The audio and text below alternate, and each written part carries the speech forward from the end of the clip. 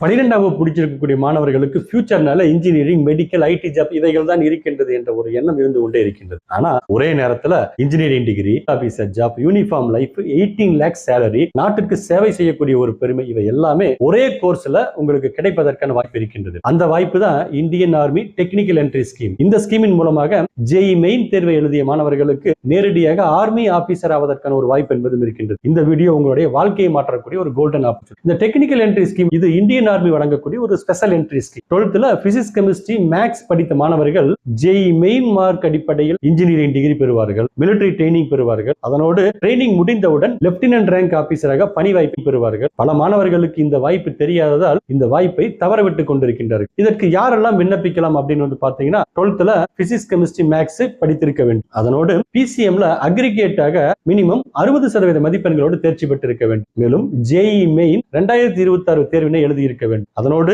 Unmarried மேல் candidate மட்டுமே இதற்காக விண்ணப்பிக்க முடியும். ஏஜ் லிமிட்டை பொறுத்தவரையிலும் 1 ஜனவரி 2027 அடிப்படையில் 16.5 வயது முதல் 19.5 வயது வரை அவர்களுக்கு இருக்க வேண்டும். 1 ஜூலை 2007 முதல் 1 ஜூலை 2010க்குள் பிறந்தவர்களாக இருக்க வேண்டும். செலக்ஷன் ப்ராசஸ் பொறுத்தவரையிலும் இதற்கென செப்பரேட்டாக எந்த ஒரு நுழைவுத் தேர்வையும் எழுத வேண்டிய அவசியம் கிடையாது. மாணவர்கள் ஆன்லைனிலே இதற்காக விண்ணப்பிக்க வேண்டும். அதனை அடுத்து ஜேஇ மெயின் மதிப்பெண்களின் அடிப்படையில் அவர்களுக்கு ஷார்ட் லிஸ்ட் என்பது வெளியிடப்படும். ஷார்ட் லிஸ்ட்ல இடம்பெற்றிருக்கக்கூடிய மாணவர்களுக்கு எஸ்எஸ்பி இன்டர்வியூ என்பது நடைபெறும். அதனை அடுத்து மெடிக்கல் டெஸ்ட் நடைபெற்று இதில் தேர்வு செய்யப்படக்கூடிய மாணவர்கள் மெரிட் லிஸ்ட்ல இடம்பெறுவார்கள். அவர்களுக்கு ஜாயினிங் லெட்டர் என்பது அனுப்பப்படும். இந்த எஸ்எஸ்பி இன்டர்வியூ என்பது 5 நாட்கள் நடைபெறும். இந்த இன்டர்வியூல மாணவனுடைய பர்சனாலிட்டி மற்றும் லீடர்ஷிப் என்பது சோதிக்கப்படும். இதுல குறிப்பா மாணவனுடைய communication, leadership, team work, confident, decision making போன்ற திறன்கள் பரிசோதிக்கப்படும். இந்த டெக்னிக்கல் என்ட்ரி ஸ்கீமின் மூலமாக செலக்ட் ஆன மாணவர்கள் 4 வருட ட்ரைனிங் பெறுவார்கள். இதுல 3 வருட மிலிட்டரி ட்ரைனிங் மற்றும் இன்ஜினியரிங் ட்ரைனிங்கும், 1 வருட